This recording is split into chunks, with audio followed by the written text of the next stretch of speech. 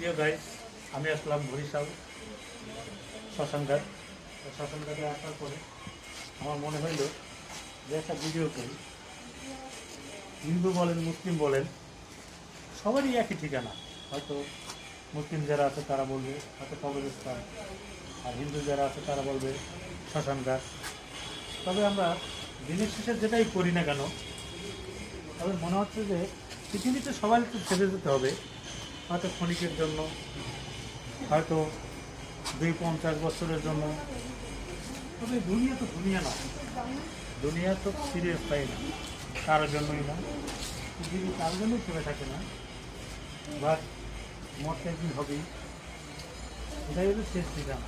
আসলাম, ধরলাম, দেখলাম যে আমরা যেই কিছু করি না কেন, তারপরও আমাদের শেষ ঠিকানা হবে এইগুলো।